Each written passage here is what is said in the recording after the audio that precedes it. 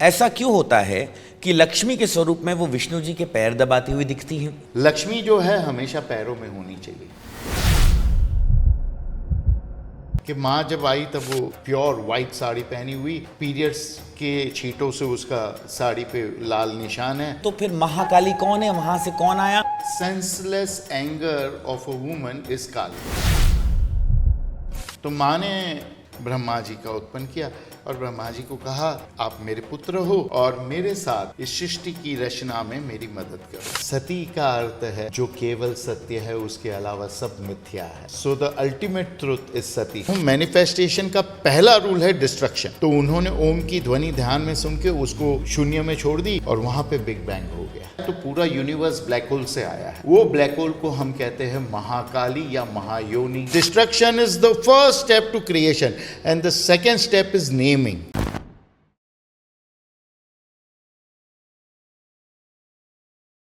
पूरी दुनिया बात करती है फेमिनिज्म की, लेकिन हिंदुइज्म सनातन मात्र एक ऐसा बिलीफ है जहां पर वाकई में फेमिनिन पावर यानी कि शक्ति की पूजा की जाती है।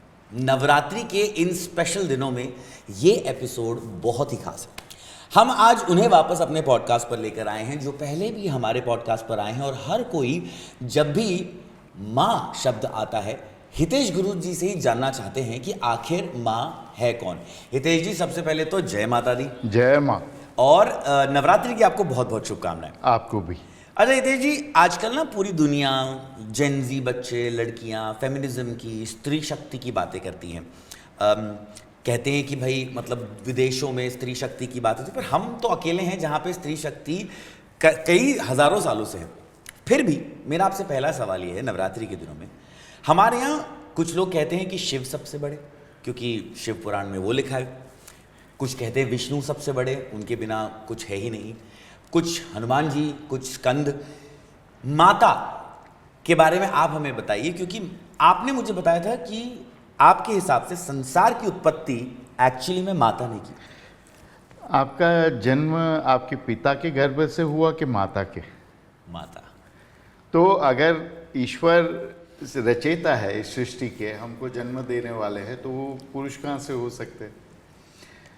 एक पश्चिमी विचार है कि आदम की हथेलियों में से ईव का आगमन हुआ, और शैवियों का और वेद का कहना है कि प्रजा जो है वो पति के लेफ्ट हिस्से से निकली और शक्ति जो है वो शिव के लेफ्ट हिस्से से निकली। आँख खोल के देखो ना भाई, आप उसके गर्भ से निकले हो। फिर देवी उपासना में जब आया तब शिव शक्ति एक हुए, तब वो तो राजराजेश्वरी है, भोग और मोक्ष दोनों प्राप्त हो गया। तो सिर्फ मोक्ष चाहिए और गरीबी चाहिए, रिनाउंस करना है, साधुत्व चाहिए, वैराग चाहिए, तो शिव को पकड़ो।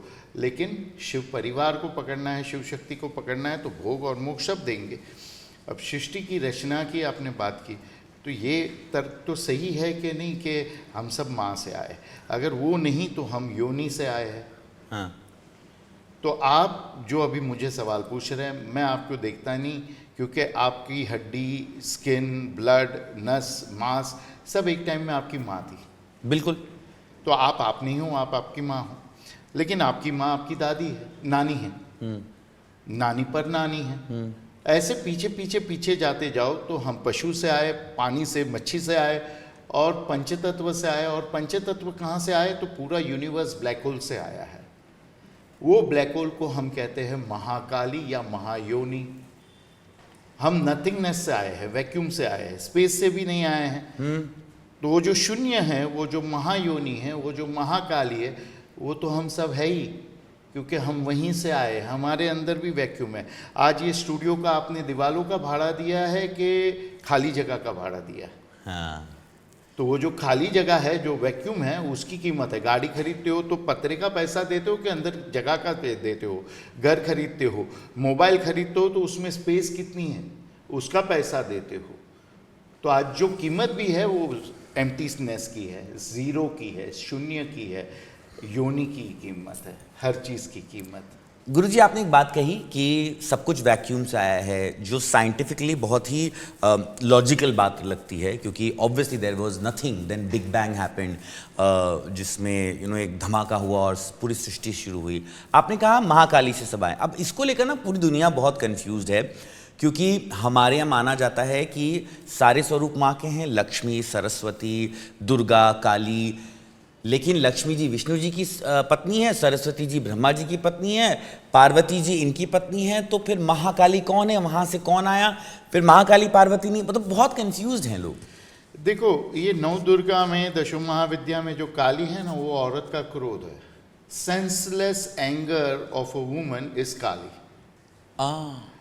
तो जब विस्फोट होता है, बिग बैंग आपने बताया नाम, वो बिग बैंग जो होता है, विस्फोट जो होता है, वो भी तो क्रोध ही है। तो जो वैक्यूम है वो काली है, और उसके अंदर जो ब्लास्ट हुआ है वो काली है। ऐसे आप शिव शब्द का अर्थ पकड़ लो तो वो एम्प्टीनेस है। तो उसको अगर आप शिव में मानते हो तो आप उस एम्प्टीनेस को, उस योनि को, उस महाकाली को आप शिव भी कह सकते हो। लेकिन एक अगर आपकी आज्ञा हो तो पद्म पुराण और देवी भागवत में, क्योंकि अभी तो सारे पुराण एडिटेड मिलते हैं, काफ़ी चीज़ें उसमें से, यूट्यूब वाले पुराण। हाँ, यूट्यूब वाला ये क्या बढ़िया बात बताई आपने, यूट्यूब वाले पुराणों के। तो इसीलिए मैं अपने शिष्यों को कहता हूँ कि भगवान शिव कहते हैं महानिर्वाण तंत्र में और कुल आर्णव तंत्र में कि एक साधक को भंवरे की तरह होना चाहिए, जहाँ जहाँ से ज्ञान मिले उस गुरु के पास जाके ज्ञान लेना चाहिए, लेकिन दो गुरुओं के पास नहीं जाना चाहिए, एक गूगल और एक यूट्यूब।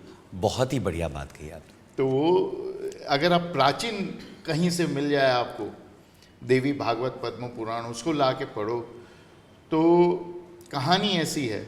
अब कहानी तो कहानी, आप शिव में मानते हो तो शिव रचयिता है और उनकी पत्नी पार्वती है, जो उनके वाम हिस्से से, लेफ्ट हिस्से से निकली है। अब पहले तो माँ थी, तो माँ ने पहले रचना की सत्व की, सात्विकता की, ब्रह्मा जी का उत्पन्न किया और ब्रह्मा जी को कहा कि आप मेरे पुत्र हो और मेरे साथ इस सृष्टि की रचना में मेरी मदद करो, सृष्टि की रचना करो। एज हस्बैंड, हाँ ऐसे बोल सकते हैं आप। ओके।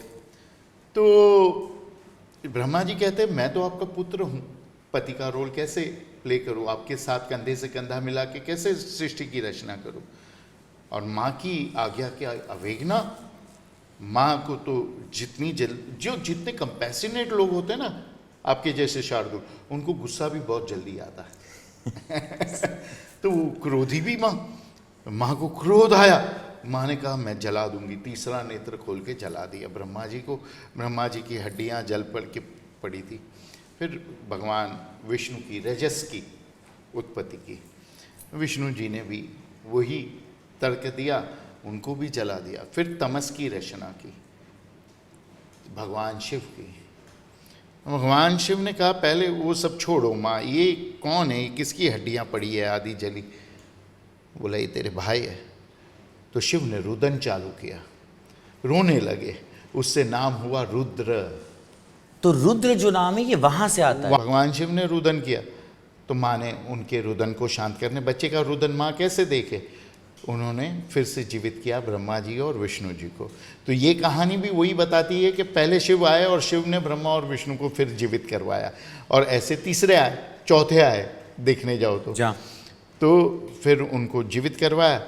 तब कहा माँ अब हम तीनों आपकी सहायता करेंगे, आपने जैसे हमको 3 गुणों में डिवाइड किया, सत्व रजस तमस में, ब्रह्मा विष्णु महेश में, वैसे आप अपने आप को डिवाइड कर दो।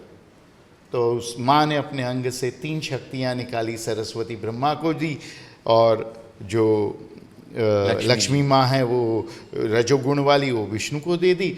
लेकिन अपने स्वरूप की जो पुत्री थी, जो उनके जैसी दिखती थी और उनके जैसे एटीट्यूड और पावर्स रखती थी, वो भगवान शिव को दी, सती या शक्ति जिसे कह लो। बहुत ही सुंदर कहानी है। तो गुरुजी मैं ये जानना चाहता हूँ कि ये जो शक्ति थी जिन्होंने विष्णु, ब्रह्मा और रुद्र यानी कि शिव को जन्म दिया था, उनका नाम क्या है, क्या कहा जाता है उन्हें? देखो उस वक्त तो कोई था नहीं। अगर हमको फ़ोन में नंबर सेव करना है शार्दुल पंडित, तो मैं पंडित नहीं लिखूंगा, मैं शार्दुल ही लिखूंगा, मेरा भाई है। हाँ। क्लाइंट भी नहीं है, डिसाइपल भी नहीं है, लेकिन 2 शार्दुल है, तो मुझे लिखना पड़ेगा एक शार्दुल दुबे, एक शार्दुल पंडित। हाँ। तो जब कोई था ही नहीं तब कोई नाम नहीं था, तब कोई आइडेंटिटी नहीं नाम के थी। भी परे। नाम के भी परे है। और अगर जिसका नाम नहीं है तो उसका रूप नहीं है। एरोप्लेन बनाना था तो पहले हमने उसका नाम रखा एरोप्लेन। अगर लाइफ में, ये आपके दर्शकों को मैं कहना चाहता हूं, मैनिफेस्टेशन का पहला रूल है डिस्ट्रक्शन। अगर विनाश नहीं हुआ तो सर्जन नहीं हो सकती। इसके लिए ब्रह्मा विष्णु फेल हो गए, पहले विनाश करने वाले शिव आए। विनाश, destruction is the first step to creation and the second step is naming, voice, sound. Bible भी कहता है कि first there was only sound, सिर्फ आवाज था। तो बिग बैंग भी जो हुआ वो ध्वनि, ओम की ध्वनि से हुआ। और ओम की ध्वनि किसने की? द रीचांटर। सिर्फ रोने वाले को रुद्र नहीं कहते, रीचांटर जो पुनः उस ध्वनि को उत्पन्न करता है उसको भी रुद्र कहते हैं। तो उन्होंने ओम की ध्वनि ध्यान में सुन के उसको योनि में छोड़ दी, शून्य में छोड़ दी, और वहाँ पे बिग बैंग हो गया। तो सेकंड इज नेम। अगर आपको घर चाहिए तो घर का नाम लो। किसी को बच्चे नहीं हो रहे, बच्चे का नाम रख लो और भूल जाओ। भूलना तीसरा स्टेप है। अगर आपको बिजनेस खड़ा करना है, पॉडकास्ट शुरू करना है, तो आपने पॉडकास्ट शुरू करने से पहले अनसेंसर्ड नाम रखा था। जी बिल्कुल। तो whatever you will name it will take a form. तो फिर माँ का फॉर्म आने से पहले फिर वहाँ पे माँ का नाम पड़ा काली दुर्गा। जब वो शांत थी, काली दुर्गा या काली और दुर्गा? काली जब शांत थी तब दुर्गा, और क्रोधित हुई तब काली। गुरुजी यहाँ मैं थोड़ा सा कंफ्यूज हूँ, और ये मैं बहुत समय से कंफ्यूज हूँ, और मैं चाहता था कि जो माँ की भक्ति करता हो वो मुझे ये बात बताए, क्योंकि मैंने बचपन से जो कहानियाँ पढ़ी, टीवी शोज़ देखे, फिल्में देखी, जो पढ़ा, उसमें बेसिक ये समझा कि 3 शक्तियों में विभाजन हुआ, लक्ष्मी, सरस्वती, पार्वती। फिर पार्वती के भी इतने रूप हैं कि वो काली भी हैं, वो भद्रकाली भी हैं, वो महाकाली भी हैं। तो यहाँ मैं थोड़ा सा कंफ्यूज हो जाता हूँ। और उसके बाद एक कहानी आई थी कि दुर्गा को तो बेसिकली सारे देवताओं ने अपनी शक्ति से उत्पन्न किया है। ये भी बात सही है। तो फिर दुर्गा पार्वती कैसे, और दुर्गा आदि शक्ति कैसे? देखो, सारे रंग सफेद में से निकले हैं, और सारे रंगों को मिला दो तो काला हो जाता है। जब सारे रंगों को मिलाओ और फिर से सफेद मिले, उसे कहते हैं मुक्ति। तो जब एक राक्षस को मारना था, जिसको वरदान था कि जो सिर्फ स्त्री से मरेगा, तब भगवान विष्णु ने यज्ञ किया, चक्र पूजा की। उस चक्र में उन्होंने सबको डाल दिया। पहले सबके हथियार डाल दिए, सभी देवी देवताओं के, और हथियार की आहुति देने से जो दोगे वो मल्टीप्लाइड होके वापस मिलता है। और फिर सभी देवी देवताओं को उठा के फेंक दिया, और खुद भी कूद गए। और ये सारे देवताओं की एनर्जी मिक्स होके जो बनी, वो ओरिजिनल एनर्जी थी जहाँ से सब आए हैं। तो वो ओरिजिनल एनर्जी वापस मिल गई। तो दुर्गा से सब आए हैं और दुर्गा वापस मिल गई। अगर एक मिनट, दिस इज ब्यूटीफुल। सो आप कह रहे हैं कि जो शक्ति जिसकी बात देवी पुराण में की गई है, हाँ, वही दुर्गा है, वही दुर्गा है। और उसको दुर्गा फिर वापस आई किया। अभी देखो, हमारा शरीर आपकी गाड़ी है, एसयूवी। उसको अगर आप कंप्रेसिंग मशीन में डालो तो एक नीडल भी नहीं मिलेगी। ये साइंस कहता है कि ये पूरे यूनिवर्स को अगर कंप्रेसिंग मशीन में डालो तो एक टेनिस बॉल के जितना हिस्सा मिलेगा, और कहीं कुछ नहीं मिलेगा, उससे ज़्यादा कुछ नहीं मिलेगा। और धर्म ये कहता है, तंत्र ये कहता है, वेद ये कहता है कि पूरे यूनिवर्स को अगर कंप्रेसिंग मशीन में डाल दो तो वो एक एटम से आया है, एक एटम से ज़्यादा कुछ नहीं मिलेगा। इवन एटम भी बड़ी बात है, एक रेजोनेंस पार्टिकल, जिसको कोई भी इंस्ट्रूमेंट से भी नहीं देखा जा सकता है। तो ये बाकी का सब सामान गया क्या है? ये सब इल्यूजन था, क्योंकि ओरिजिनलिटी जो है, हकीकत जो है, वो वैक्यूम है जो हम सब के अंदर, तुम्हारी गाड़ी के अंदर, घर के अंदर, पूरा घर दबा दो तो एक सिक्का भी बाहर नहीं निकलेगा। तो वो हर चीज़ के अंदर वैक्यूम है, खाली जगह है। और वो जो खाली जगह है, अगर वो हर चीज़ को नष्ट करने के बाद वापस मिलती है, तो सारे देवी देवता, सारे हथियारों का नाश करने के बाद तो वैक्यूम ही मिलेगा, और वही वैक्यूम दुर्गा है, काली है। वाओ। गुरुजी, मैं बहुत सारे सवाल मेरे आपसे हैं क्योंकि मैं थोड़ा सा इन चीज़ों को और समझना चाहता हूँ, because I want the common public also to understand Maa better. Because जब हम विष्णु की बात करते हैं या शिव की बात करते हैं, इतना कुछ लिटरेचर बनाया गया है टेलीविजन शोज और फिल्मों के माध्यम से कि हमने बहुत कहानियाँ सुनी हैं। However when we come to Maa को समझना बड़ा कॉम्प्लिकेटेड है, क्योंकि कहाँ से शुरुआत है और कहाँ पे ख़त्म है पता ही नहीं चलता। अब जैसे हम दुर्गा जी की बात करें, कहीं मैंने सुना है कि उनके यहाँ से काली प्रकट हुई। हाँ, क्रोध यहाँ होता है ना, हमको गुस्सा आता है तभी। करेक्ट। और कुछ अवेयरनेस से करना है तभी ऐसा करते हैं। तो awareness and anger are of Ajna chakra ऐसे। और कुछ कहते हैं कि महाकाली ने सबको बनाया। तो देवी पुराण के हिसाब से सच क्या है? वैक्यूम जो है उसको जो नाम दे दो, और उसका फर्स्ट फॉर्म जो है उसको दुर्गा या Amba, Amba is the virgin, या बाला त्रिपुर सुंदरी बोल दो, या सोरसी बोल दो। कि माँ जब आई तब वो 16 साल की, या अम्बा प्योर वाइट साड़ी पहनी हुई, पीरियड्स के छींटों से उसका साड़ी पे लाल निशान है, तो वो प्योरिटी का साइन है, वर्जिनिटी का साइन है वाइट।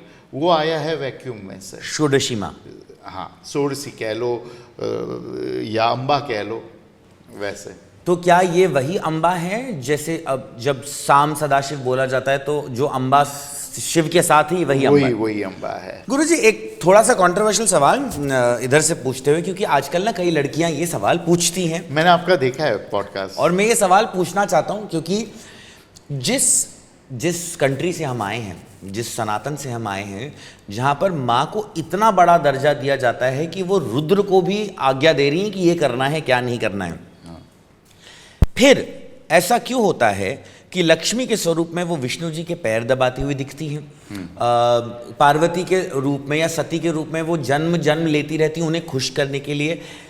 अगर वो इतनी पावरफुल हैं, if she is that powerful, तो ये सब तो फिर मेल काउंटर पार्ट्स को करना चाहिए, उन्हें क्यों करना पड़ रहा है? आपकी माता जब आप पैदा हुए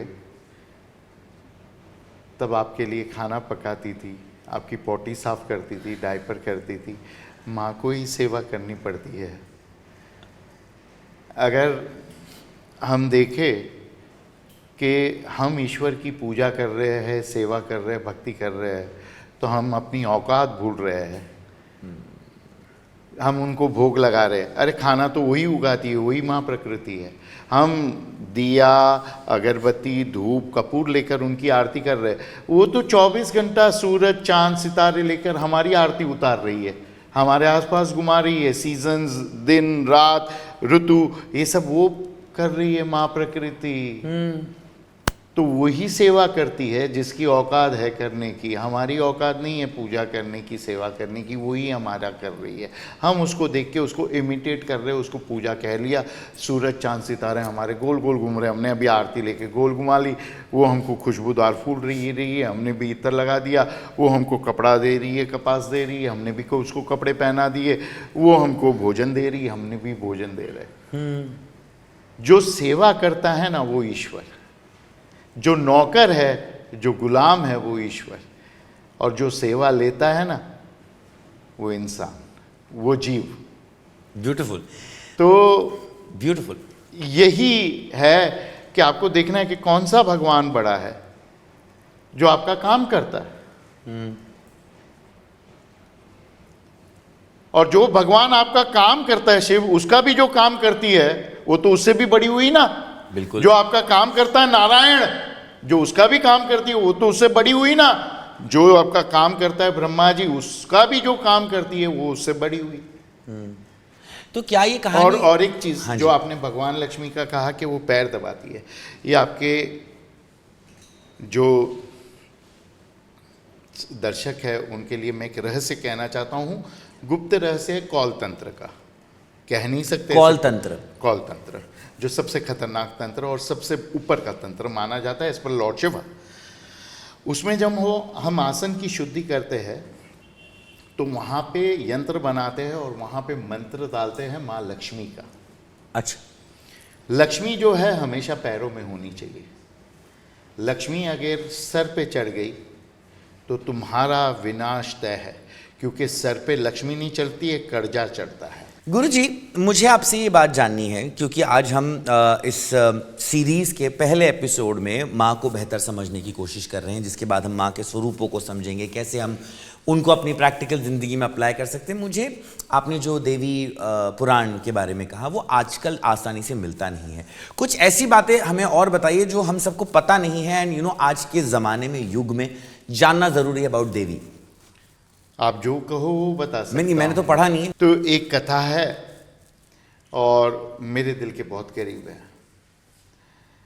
कि भोलेनाथ तो भोले हैं पर माँ करुणावान है, कंपैशनेट। अब नेव और कंपैशन में फर्क क्या है, उसकी ये कहानी है कि जो भोले हैं वो तो दे देते हैं जो चाहिए वो, लेकिन जो कंपैशनेट है वो कभी कभी स्ट्रिक्ट बन जाते हैं। जो नहीं देना है वो नहीं देते और जो देना है वो देते हैं। हमारे कई वर्ष भगवान शिव और पार्वती के कुछ क्षण होते हैं तो बहुत पृथ्वी पे पाप बढ़ गया, इसके लिए बारिश होना बंद हो गई और 13 वर्षों तक बारिश नहीं हुई और लोगों ने खारा पानी पीना शुरू कर दिया समुद्र का। लोग अपने जानवरों को मार मार के खाने लगे और कैनिबलिज्म आ गया, दूसरे इंसानों को भी मार के खाने लगे, उनका खून पीने लगे। जब ये चीज़ें हाथ के बाहर जाने लगी और बहुत ही दिक्कत होने लगी तो त्राहिमाम लोग हो गए और अपनी गाय से जो है खेत जोतने लगे। जब एक स्त्री का, एक फीमेल का जो है शरीर वीक होता है, माइंड स्ट्रांग होता है और पुरुष का शरीर इसके लिए बैल जोतता है। तो माँ पार्वती का ऐसा मन हुआ कि आज एक वॉक लेते हैं, समुद्र किनारे होके आ कहते हैं। भगवान शिव से कहा और बाहर निकले तो ये त्राहिमाम माँ ने देखा। माँ ने कहा ये सब क्या है? बोले ये मनुष्य के 13 वर्ष से ये चल रहा है। बोला 13 वर्ष हो गए, मेरे बच्चे सब ऐसे त्राहिमाम हो रहे हैं और आप कुछ करते नहीं। तो कहा कि कुछ होगा नहीं और 13 साल तक इनको भुगतना पड़ेगा, इनके पाप का ही नतीजा है। तो माँ ने भी वही तर्क दिया जो अभी अभी मैंने दिया कि भाई अगर वो है ही नहीं, सब हम ही हैं, सबके भीतर हम बैठे हैं शिव पार्वती, तो उनके कर्म कौन से, उनके पाप कौन से, उनके पुण्य कौन से, माफ़ कर दो। भगवान शिव कहते हैं नहीं, तुम इसके बीच में मत पड़ो, मैं भी नहीं पढ़ता हूँ। अगर आप अमरनाथ गए हो तो वहाँ पे शंख बजाने की मनाही है। मैंने गलती से बजा दिया था, स्नोफॉल हुआ था। तो भगवान शिव के यहाँ जब शंख बजता है या भगवान शिव जब शंख बजाते हैं तब बारिश होती है। माँ ने कहा आपके लिए क्या, बहुत आसान है, शंख बजा दो बारिश हो जाएगी। बोला नहीं। तो माँ ने इस तरफ मुंह कर दिया, भगवान शिव ने उस तरफ, और माँ थोड़ा टाइम नाराज़ रही और चलते रहे। अभी पति को ही सॉरी कहना पड़ता है, तो शिव जी ने इस तरफ मुंह किया लेकिन माँ का मुंह इस तरफ ही है और शिव जी देख देख के चल रहे कि माँ बिगड़ गई है, लेफ्ट साइड पे मुंह रख के बात नहीं कर रही है। लेकिन एक ऐसी घटना भगवान शिव ने वहाँ पे अपनी माया से उत्पन्न की कि माँ को बात करना पड़ा। माँ ने देखा कि एक बूढ़ा फार्मर, खेडूत, अपने हल को जोत रहा है, खुद कंधे पे हल पकड़ के बैल की जगह पे, और उसके बच्चे उसको धक्का मार रहे हैं। उसने कहा ये जो फार्मर है इनको पता चलता है कि बारिश नहीं होने वाली और फिर भी ये हल जोत रहा है, मेरे बच्चे पागल होने लगे, अभी तो आप दया करो। तो भगवान शिव ने बहुत अच्छा उत्तर दिया। भगवान शिव ने कहा कि यही एक तुम्हारा बच्चा है जो पागल नहीं हुआ है, बाकी सब पागल हो गए। बोला वो कैसे, समझाओ भगवान। और माँ का मुंह आ गया भगवान शिव की तरफ। बोलते ये प्रैक्टिस कर रहा है, क्योंकि 13 साल के बाद जब बारिश होगी, अगर ये मर भी गया ना तो इस पृथ्वी पे कोई नहीं होगा जिसको खेती करने आती होगी, इसके बच्चों को ही आता होगा और ये सबसे बड़े धनी बनेंगे। बाकी सब भूल गए खेती करना, क्योंकि सबने छोड़ दिया है, बारिश की आशा भी छोड़ दी है। माँ ने कहा ये तो बात सही है। फिर समुद्र आ गया, वहाँ से यू टर्न लेकर वो लोग जा रहे थे अपने हिमालय पे, कैलाश में। तो कैलाश पहुँचे, माँ ने कहा आपने भी बहुत समय से अपना शंख नहीं बजाया, आप भी प्रैक्टिस छूट गई तो भूल गए। तो भगवान शिव कहते हैं मैं कैसे भूल सकता हूँ शंख बजाना। बोला भोलेनाथ आप तो बहुत भोले हो, भूल गए हो आप। बोला नहीं भूला। बोला भूल गए हो, मैं चैलेंज लगाती हूँ, शर्त लगानी है, बजा के दिखाओ। भगवान शिव ने शंख बजा दिया, बारिश आ गई। अरे माँ ने ऐसे बचा लिया अपने बच्चों को। माँ हमेशा बचा ही लेती है। माँ हमेशा बचा लेती है। हितेश जी, हम और भी एपिसोड्स में एक्सप्लोर करेंगे माँ को, लेकिन मैं ऑन द एंडिंग आपसे ये पूछना चाहूँगा कि इतना कॉम्प्लिकेटेड क्यों है माँ की भक्ति, क्योंकि माँ के स्वरूप इतने हैं। जैसे कहते हैं शिव जी पे जाके आप एक लोटा जल चला दो, विष्णु जी का आप उपवास रख लो, माँ के इतने स्वरूप हैं। तो हम अगले एपिसोड में आपसे जानना चाहेंगे कि आज के जो कॉमन जनता है उन्हें माँ के कौन से स्वरूप की पूजा करनी चाहिए इन 9 दिनों में, और क्या क्या फ़ायदे वो पा सकते हैं इन 9 दिनों में। तो before we close this episode, क्या आप हमारी ऑडियंस से कुछ कहना चाहेंगे जो नवरात्रि में माँ को समझने की कोशिश कर रहे हैं आप? मैं आपको यही बता रहा हूँ कि कुछ एनलाइटेंड गुरु मसीहा ऐसे आए जिन्होंने बहुत सिंप्लीफाइड करने की कोशिश की, बहुत ज़्यादा सिंप्लीफाइड करने की। Ultimate truth is that God is formless. ईश्वर निराकार है, जो वेद भी कहते हैं, और आकार भी है, दोनों हैं। और तंत्र भी कहता है, जो मैंने आपको कहा वैक्यूम है, काली है, योनि है। और हिंदुइज्म ये कहता है आकार भी है, निराकार भी है, और आकार में हर आकार है। कोई भी ऐसा आकार नहीं है जो ईश्वर का नहीं है।